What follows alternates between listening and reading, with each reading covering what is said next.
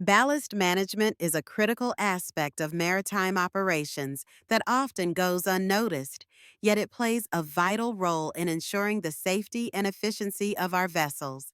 As cargo officers, deck cadets, and maritime learners, understanding ballast management is essential for smooth sailing. Let's dive into why ballast is so important. Ballast is essentially the weight that helps stabilize a ship. It keeps our vessels upright and balanced, especially when they are loaded with cargo. Without proper ballast management, a ship can become unstable, leading to dangerous situations like capsizing. Think of it as the ship's foundation. If it's not solid, everything on top can come crashing down. Now, how is ballast managed on board? It starts with the ballast water system.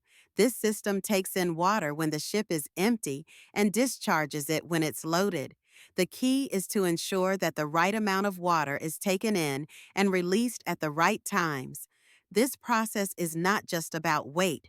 It's also about maintaining the ship's center of gravity.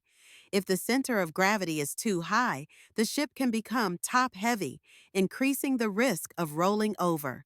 Best practices in ballast management involve regular monitoring and adjustments. It's crucial to keep an eye on the ballast levels and the ship's trim. Using sensors and automated systems can help us make real-time adjustments, ensuring that we maintain optimal stability throughout our journey. Training crew members on these systems is equally important. Everyone on board should understand how to operate the ballast system and recognize the signs of instability. Let's consider a real-life example. In 2007, the MV Costco Busan collided with the San Francisco-Oakland Bay Bridge. Investigations revealed that improper ballast management contributed to the incident. The ship was not adequately ballasted, which affected its maneuverability. This incident serves as a stark reminder of the consequences of neglecting ballast management. Another example is the MV Rena, which ran aground off the coast of New Zealand in 2011. Poor ballast management was a significant factor in this disaster.